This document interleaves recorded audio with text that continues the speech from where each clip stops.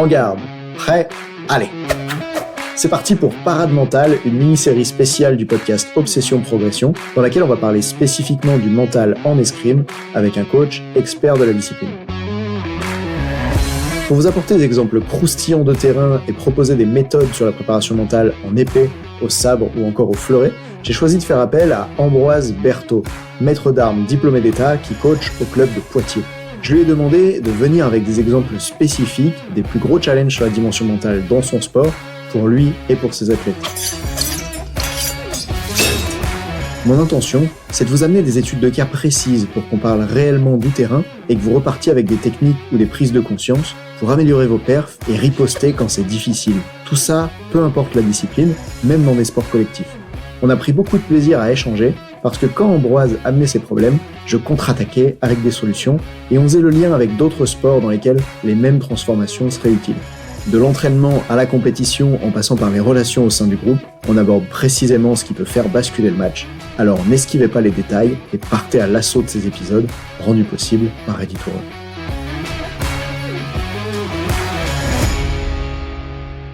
Dans cet épisode de Parade Mentale, j'ai demandé à Ambroise quelque chose de bien particulier. Je lui ai dit ça va, c'est facile, là, 5 épisodes à parler des athlètes, à parler des problèmes que rencontrent les athlètes.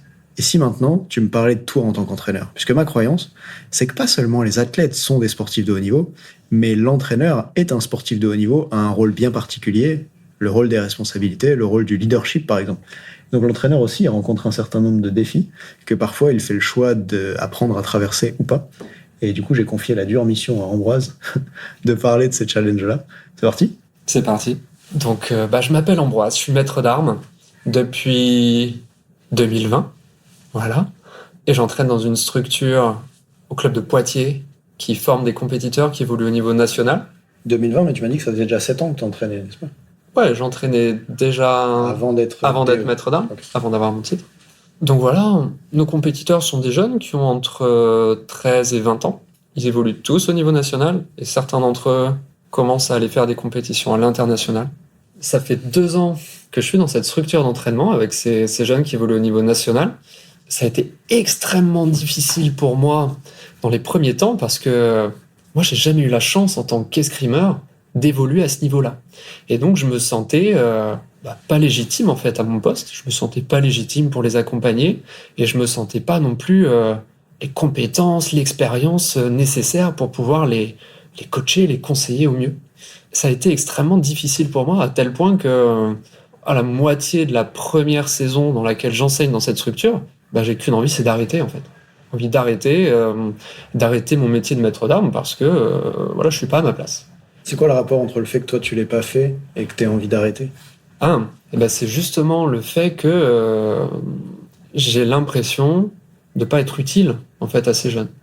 Et le fait de pas me sentir utile pour eux, ça me fait juste me sentir nul, tu vois, dans mon être, dans ma personne. Je trouve pas de sens à ce que je fais. En fait, c'est comme si j'étais en lutte avec moi-même pour puiser des ressources que j'ai pas pour accompagner ces jeunes. En fait, je me rajoute une pression et je me rajoute des défis qui n'existent pas réellement, qui n'existent que dans mes perceptions.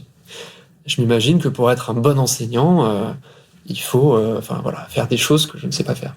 Alors que c'est faux. Et du coup, à ce moment-là, j'en parle à mon collègue avec qui on enseigne ensemble.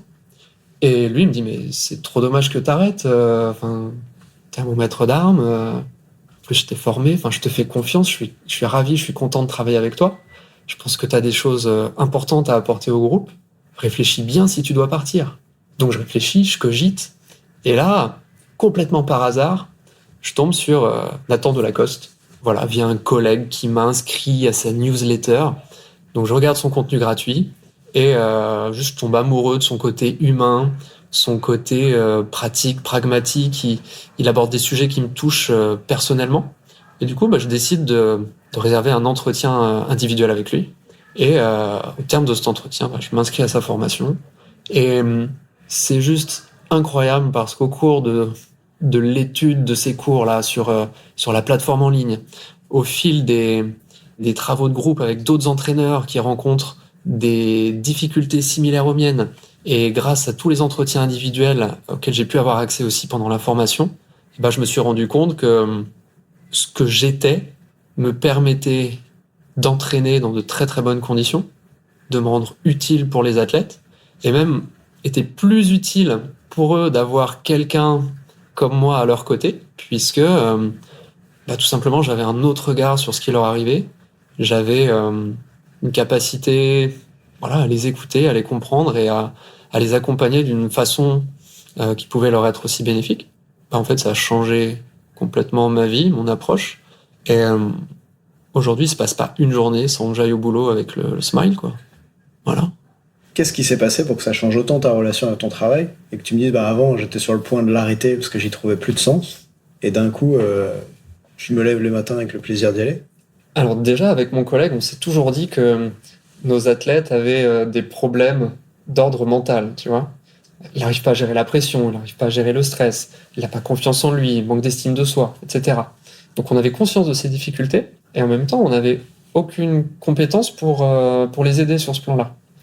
Donc le fait d'intégrer la formation, ça m'a comme ouvert un champ pour aller résoudre des problèmes qui n'étaient pas résolus et dont personne d'autre que moi, parmi les coachs, n'avait les compétences pour. Donc en fait, c'est là, à l'endroit où peut-être au niveau de mon expérience et de mon vécu d'escrimeur, j'avais la sensation d'avoir des manques, à l'inverse, à ce niveau-là, j'avais l'impression d'avoir un terrain de jeu énorme. Et voilà, ce terrain de jeu, et le fait d'avoir plein de compétences à développer de ce côté-là, ça m'a redonné de l'énergie, en fait. Ça m'a redonné envie d'apprendre, ça m'a redonné envie ça a attisé ma curiosité. Et ouais, en fait, assez rapidement, en implémentant des choses qu'on a travaillées en formation, je me suis rendu compte que ça avait un vrai impact sur les athlètes et que du coup, ma place était là, quoi. Parmi eux, comme maître d'armes, mais aussi comme, je vais pas dire préparateur mental, parce que je suis entraîneur avant tout, mais un entraîneur qui est attentif au plan mental, à la capacité mentale, au bien-être mental de ses athlètes. Chouette. Et c'est cool que tu en parles parce que j'ai rencontré beaucoup d'entraîneurs qui me disaient « Nathan, là, je rentre chez moi et le soir, je suis même pas vraiment présent avec ma femme, je suis encore dans ma tête, j'endors mal la nuit, je réfléchis à qu'est-ce qu'on doit changer pour arrêter de perdre tous les matchs. » Ouais, je rencontre pas mal d'entraîneurs qui sont vraiment en souffrance de pas réussir à avoir l'impact qu'ils aimeraient avoir auprès des athlètes. Et si on se demande probablement que ce qu'un trader cherche dans son métier de trader, on peut imaginer, j'en ai rencontré un peu, que c'est à la fois le fait d'être captivé cognitivement dans une activité, parce qu'il y a énormément de stress, tout bouge, ça va très vite, et puis la recherche de faire beaucoup d'argent. Et en fait, c'est ni bien ni mal, juste c'est ça qu'un trader recherche dans son activité, en général. Ce qu'un entraîneur recherche dans son activité en général, c'est de se sentir utile auprès des autres, de sentir que ce que tu apportes fait une vraie différence pour l'autre, et puis de voir des gens se développer. Et donc, quand tu trouves pas les ressources, et qu'en plus, par exemple, tu t'obstines sur l'aspect technique à essayer de trouver des solutions, mais qui en fait sont inefficaces, puisque souvent le problème, il va être mental, et en tout cas, quand tu sais pas du tout gérer le problème mental, ça devient souvent un problème. Alors tu te retrouves dans cette situation où ça devient presque désagréable de pratiquer le métier, puisque être entraîneur sans trouver de solution pour ses athlètes, c'est être un entraîneur qui souffre. Ou alors t'es un entraîneur pas vraiment intéressé par ton job et tu t'en fous du résultat, mais je connais peu d'entraîneurs suffisamment peu passionnés pour que ça compte pas pour eux de voir les résultats qu'ils obtiennent.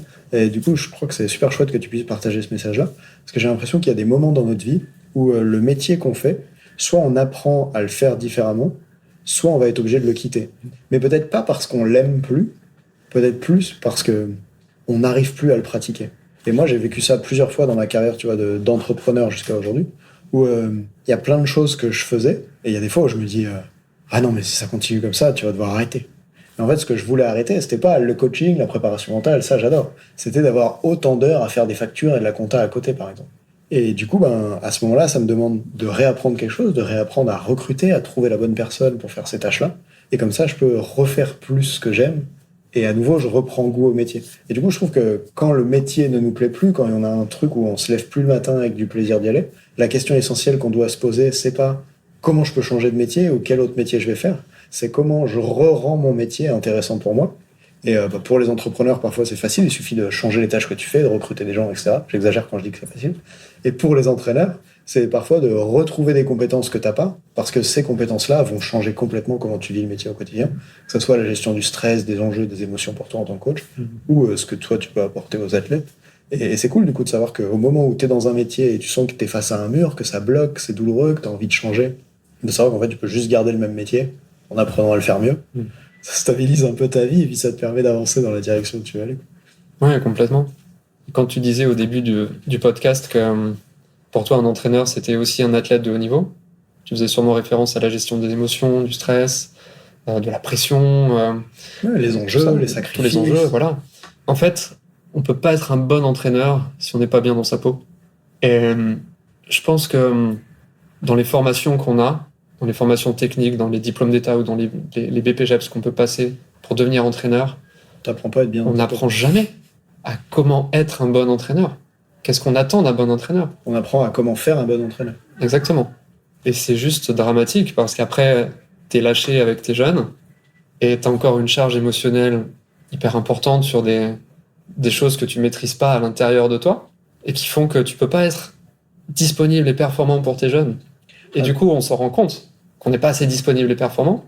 Du coup, on se dévalorise. Et puis après, c'est juste un cercle vicieux dans lequel la relation avec les athlètes se dégrade, la relation avec soi-même se dégrade. Et c'est ce genre de processus, de mécanisme qui donne après envie d'arrêter, en fait. Parce que la souffrance devient trop grande. Alors que, franchement, tu fais un petit travail sur toi à base de juste qui t'as envie d'incarner, tu vois, au moment où tu es avec tes jeunes, qu'est-ce que tu as envie de leur apporter, quelle valeur tu as envie de leur transmettre, pourquoi c'est important pour toi, pourquoi c'est important pour eux. Juste le fait de donner du sens comme ça à ce petit microcosme-là, entraîneur-entraîné, ça change tout. Du coup, c'est un petit travail sur soi, si tu peux en dire plus. Petit ou gros, mais... Pour certains, c'est plutôt un gros. Je sais pas si vous vous souvenez de l'épisode 6 que j'ai fait sur un entraîneur de handball ou de basket, je sais plus exactement comment j'avais anonymisé ça à l'époque, qui se mettait en colère sur le terrain contre les filles. À ce moment-là, il y avait une charge émotionnelle pour lui qui était si les filles ne réussissent pas, pour moi, c'est horrible en tant qu'entraîneur sur ce que ça signifie de mes compétences, sur ce que ça signifie de ce que je peux apporter. Et donc, ça le mettait dans cet état jusqu'au moment où il est arrivé en séance de coaching avec moi, en me disant, Nathan, j'ai envie de changer, je suis en colère contre les filles, mais je veux arrêter d'être en colère contre elles, mais c'est plus fort que moi. Et donc là, on voit un peu la dissonance qu'il y a entre ce qu'il a envie de mettre en place et ce qu'il met réellement en place. Et c'est pour ça que chez Redditor, quand j'ai créé la formation pour les entraîneurs, je me suis dit, mais je veux pas un truc dans lequel il y aurait seulement des outils pour apprendre à l'entraîneur à mieux aider les autres. J'ai envie qu'il y ait du coaching individuel pour qu'on aide l'entraîneur lui-même, parce que je considère l'entraîneur comme un sportif de haut niveau, et que du coup, si Teddy Riner et les autres sportifs de haut niveau se font coacher eux-mêmes, bah, je crois que le rôle d'un entraîneur qui veut faire du haut niveau, et même en dessous d'ailleurs, qui s'intéresse juste à être le plus performant possible dans son métier, ça serait aussi de bosser sur soi, d'une manière où tu peux juste te remettre au centre du projet, et t'en tiens, bah, finalement, entraîner, c'est certes manier des tronçonneuses, manier des outils et tout, mais à un moment donné, il va falloir bâtir celui qui soulève tous ces poids-là. Je trouve que pour réussir à entraîner d'une manière vraiment aidante pour ces athlètes, c'est super utile de mettre un peu son ego de côté. Et par ça, j'entends pas, je veux pas dire pas paraître arrogant ou pas, voilà, souvent quand on dit de quelqu'un qu'il a un ego surdimensionné, c'est quelqu'un qu'on perçoit comme prétentieux, comme arrogant, comme un but de lui-même. C'est pas ce que je veux dire par là. Quand je dis mettre son ego de côté, c'est plus s'assurer que les choses qui nous arrivent dans notre carrière d'entraîneur, positives comme négatives, ne nous impactent pas de manière violente. Dans un épisode précédent, Nathan parlait du bouclier qui protège l'estime de soi, et je pense que vraiment, quand on est entraîneur, on s'identifie tellement à nos jeunes, on a tellement envie d'être apprécié par eux, reconnu par eux, on a tellement envie de les aider, et en fait, on a tellement envie que ce soit grâce à nous qu'ils y arrivent, que les difficultés, les imprévus, Des fois, ça marche pas. Voilà, des fois, ça marche pas, tout simplement, et quand ça marche pas, c'est toi, c'est l'entraîneur qui prend tout dans la gueule, quand t'imagines les choses comme ça.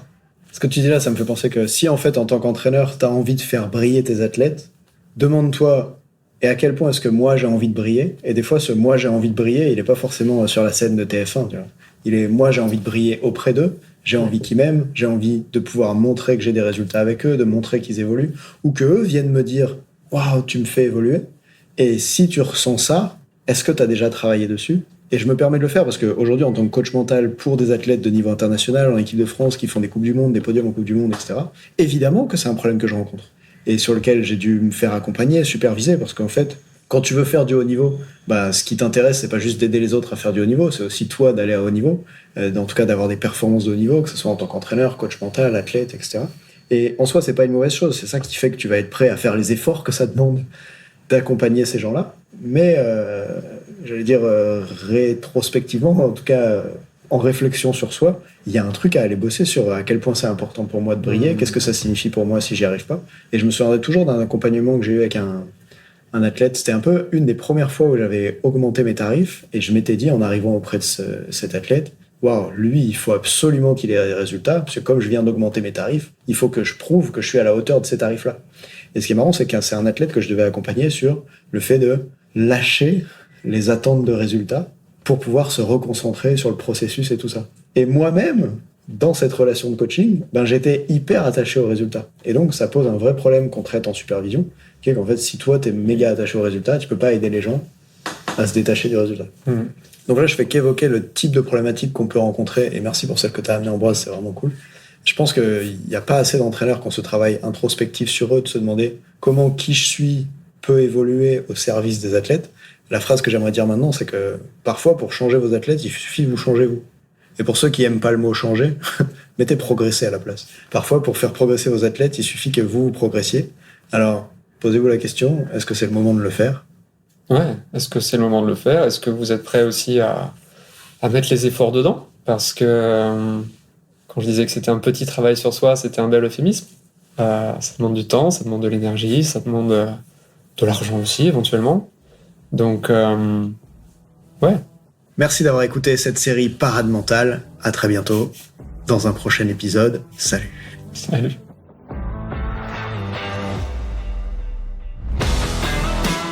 On dit souvent que le mental, c'est 70% de la performance à haut niveau. Pourtant, rares sont ceux qui l'entraînent au moins de 10% du temps. En écoutant jusqu'ici, t'as donné à la dimension mentale un peu plus de la place qu'elle mérite chaque semaine. Bien joué. Ma mission audacieuse, c'est d'aider le monde du sport à se transformer en profondeur et je veux faire en sorte que plus aucun coach ne passe à côté de la psychologie de ses athlètes. C'est pour accomplir ça que je crée une tonne de vidéos sur YouTube et des épisodes comme celui que tu viens d'écouter. Alors, je vais pas te demander d'inscrire de force tes amis au podcast et en même temps, si tu peux en parler à quelqu'un qui va l'adorer, quelqu'un à qui ça serait utile, ta recommandation, elle signifie beaucoup pour moi. Si chaque auditeur en parle juste à 2 autres, l'année prochaine, on sera des milliers de fois plus nombreux avec l'obsession progression. Salut!